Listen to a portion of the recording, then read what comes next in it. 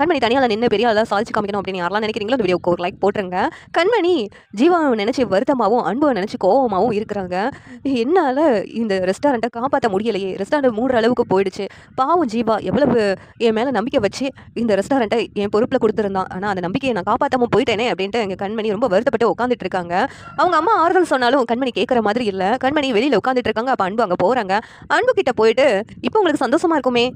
எதுக்காக நான் இருக்கிற ரெஸ்டாரண்ட்டுக்கு நீங்க வரணும்? அதுவும் இல்லாம இப்ப பாருங்க, நீங்க கேர்லெஸ்ஸா நடந்துக்கிட்டதுனால, இப்ப ஜீவாவோட ரெஸ்டாரண்ட்டே மூடுற அளவுக்கு நிலைமை வந்துருச்சு. எல்லாத்துக்கும் காரணம் நீங்க தான். முதல்ல உங்களுடைய கேட்டரிங்க ஒழுங்கா உங்களால பார்த்துக்க முடியல. உங்களுடைய கேர்லெஸ்னால அந்த கேட்டரிங்கையும் மூடுற அளவுக்கு போயிடுச்சு.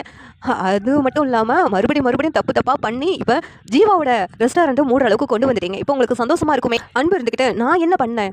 அப்படின்னு சொல்லிட்டு கேட்குறாங்க. "நீங்க என்ன பண்ணீங்களா?" நீங்க இந்த ரெஸ்டாரண்ட்டுக்கு வந்ததுலேருந்து பார்க்குறேன். கொஞ்சம் கூட வேலையில கான்சன்ட்ரேஷன் இல்லாம கவனக்குறைவா இருந்து பல வேலை செஞ்சுக்கிட்டு இருந்தீங்க.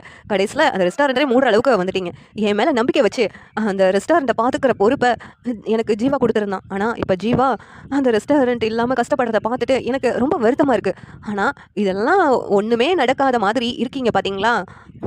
அதான் எனக்கு கடுப்பா இருக்கு அப்படின்ட்டு கண்மணி சொல்றாங்க. உடனே அன்பு இருந்துட்டு, நான் என்ன பண்ணுவேன்? பிசினஸ்ல இதெல்லாம் சகஜம் தான். இப்படி திடீர்னு ரெஸ்டாரண்ட்ட மூடுற அளவுக்கு கொண்டு வருவாங்கன்னு நான் கொஞ்சம் கூட எதிர்பார்க்கல." அப்படின்னு அன்பு சொல்லிக்கிட்டு இருக்காங்க. உடனே கண்மணி வந்துட்டு, "இனிமேலும் இங்க இருக்க வேண்டாம். நீங்க இந்த இடத்த விட்டு கிளம்புனா நல்லா இருக்கும்.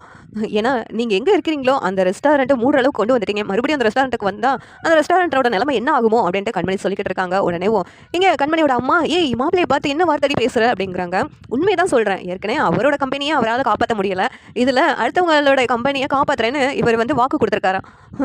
இவரோட பிசினஸையும் இவரால ஒழுங்கா நடத்த முடியல. இதுல அடுத்தவங்க ரெஸ்டாரண்ட்டுக்கு நல்லபடியா நடத்துறதுக்காக சப்போர்ட் பண்றாராம்.